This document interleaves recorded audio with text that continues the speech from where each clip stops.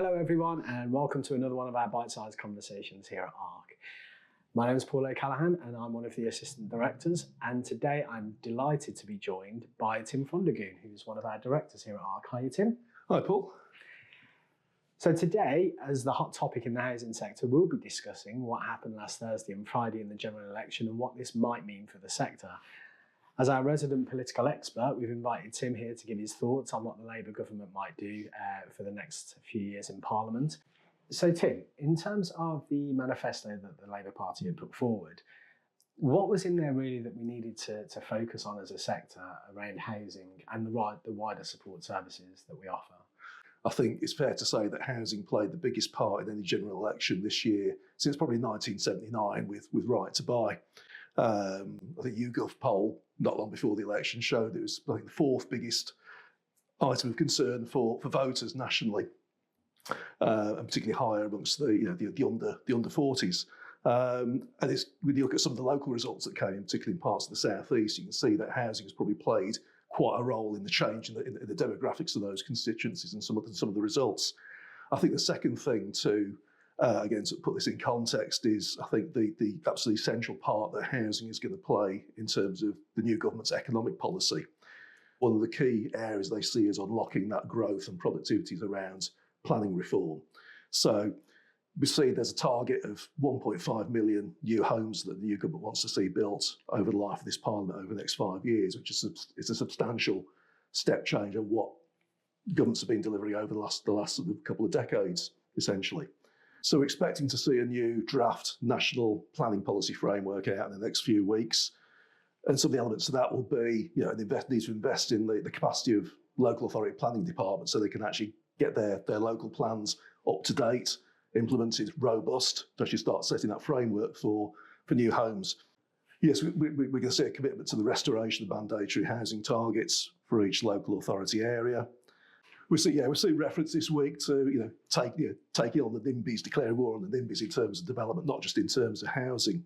I think one of the things we might possibly see, which may be sort of difficult to sort of fight through with Labour councillors and Labour local authorities, but then we may see changes to the authority that local authorities have in terms of individual planning decisions.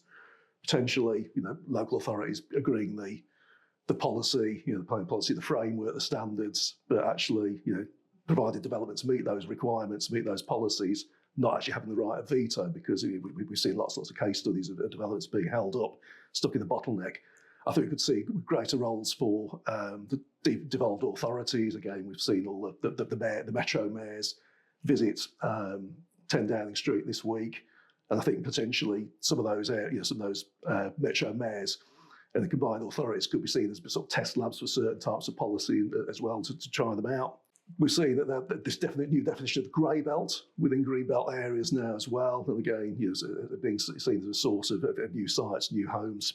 And I think there is very much an intention to increase the proportion of new homes that are social rent as opposed to affordable. Again, that is going to be a challenge because we know that requires more investment up front.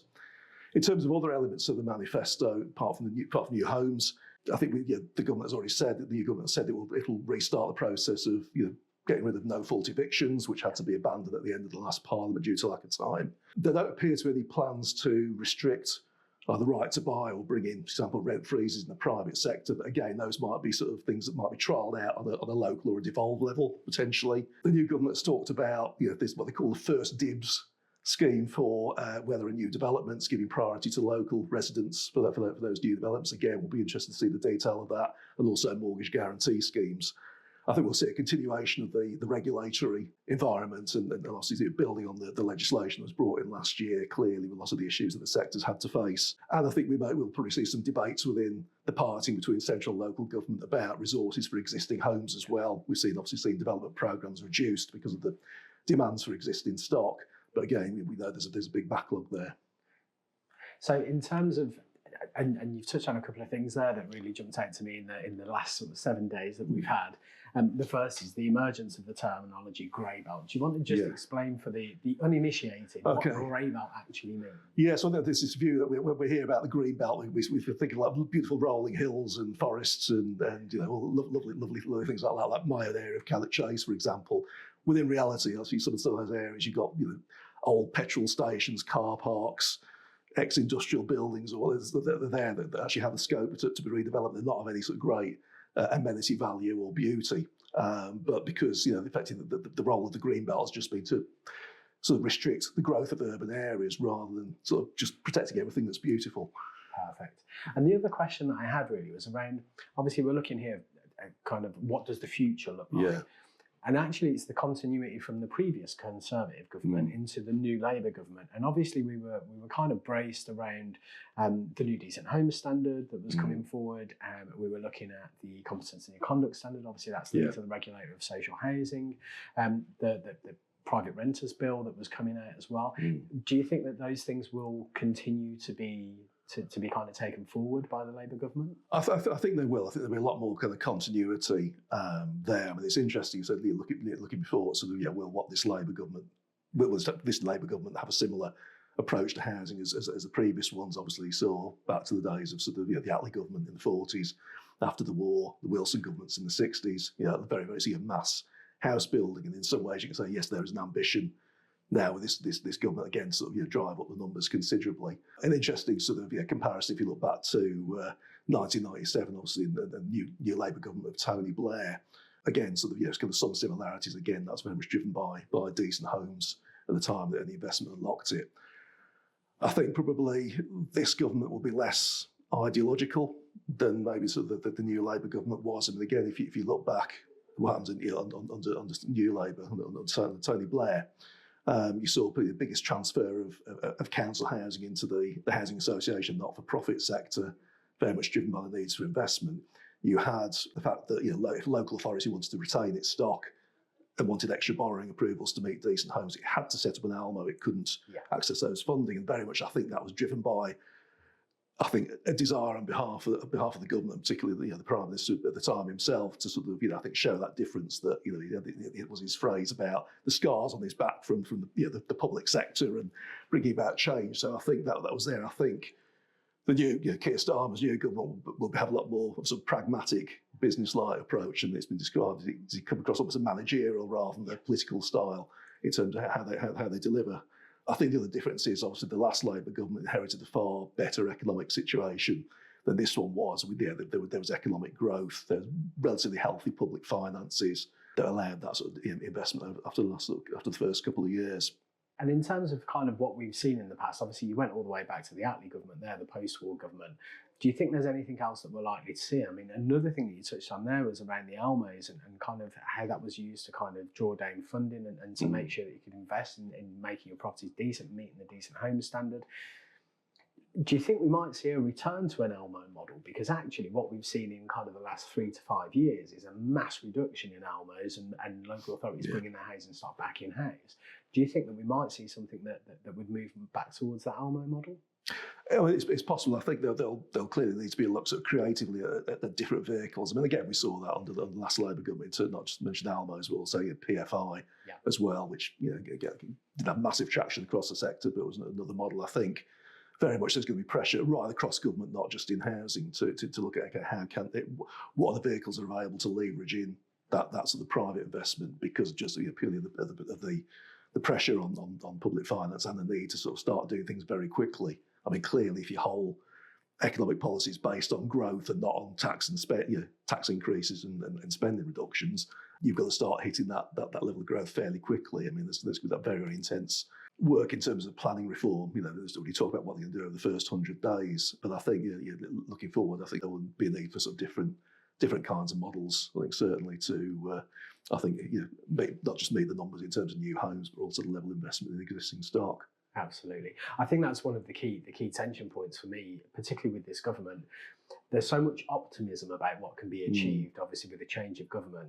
But actually, the tension is these things take time, and we're not starting from a position of strength like we were in 1997. So I guess there's a need to temper that expectation about the pace of change and to make sure that the groundwork's right, so that the things that we do deliver are right and are sustainable. So I think that's right, and I think another sort of contrast between the last two Labour governments, the current one and the previous one, whilst actually the size of their parliamentary majorities is very, very similar, almost within a few seats. I think this time round, I think the government is acutely aware that achieved that with 34% of the popular vote, a 59% turnout compared to last time, compared to 1997.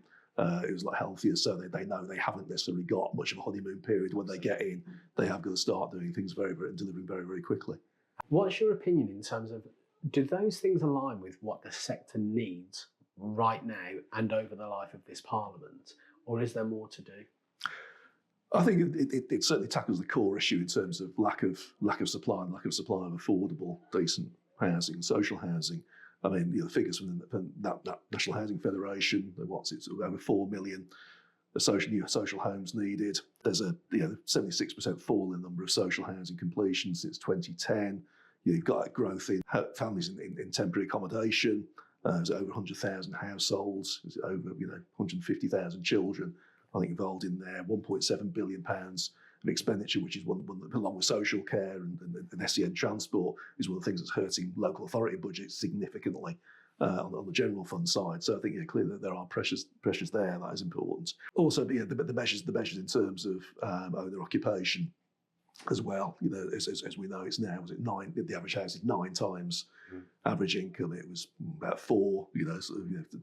30 years ago. So again, we need to wait and see what the details are around the first dibs and the mortgage guarantee schemes. I think it will always come back to obviously whether we know that 1.5 million is a stretch target, and the new housing minister Matthew Pennycook has admitted that, I think, in the last day or so, and it will always come around to whether there needs to be some additional pump priming investment to do that. Obviously there will be a bit of a lag before the impact of planning reform kicks in, even with sort of private investment in new homes. So just kind of bringing this back to what we do and what part we can play, at ARK, what are the things that we've been doing recently that can support the delivery, and also some of the things that were in the manifesto, some of the things that we know that the Labour government will look to do. Have you got any sort of examples about where we've been working with local authorities, with housing associations, to help these exact areas that we've just outlined? Yeah, I think there's probably sort of 3 areas I'll sort of draw out where we're doing stuff that I think is very much in line with what the government will want to achieve. Firstly, on the new house building side, obviously we've got a lot of experience, a lot of examples where we've worked with housing association, local authority, landlords to either unblock particular schemes, development schemes, for whatever reason, deal with planning issues, financial remodelling, reappraisal, and actually get them on site, get the shovels in the ground, and get roofs over people's heads. So again, we've got that expertise there in our team. I think secondly, the challenge around, I think, investment in new homes versus investment in existing stock. Yeah. A lot of the work that we do with social landlords now in terms of making sure they can maximise their investment, understand their asset performance, so that they're not wasting investment, if you like, in stuff that's not stock that's not sustainable. Understanding all the various other costs associated with managing their stock, so they can actually deliver more for their residents, for the communities through their asset management strategy. So a lot of our work around strategic asset management is very much in line with that.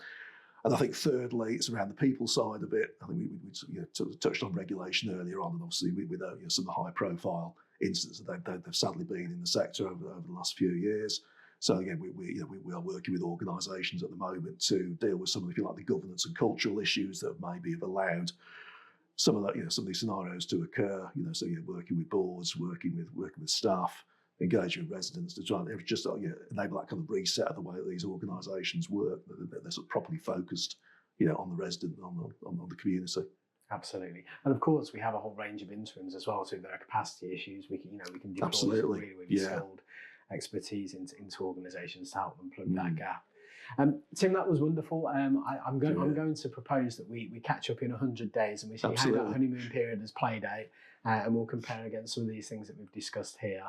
I'd like to say thank you to everybody for tuning in to watch this Bite Size in conversation with Tim Frondigoun today, one of our directors. We hope you enjoyed it, and we hope that you'll tune in again soon. If you would like to find out more information, please don't hesitate to get in contact with us. We'd love to have a conversation with you. Thank you very much.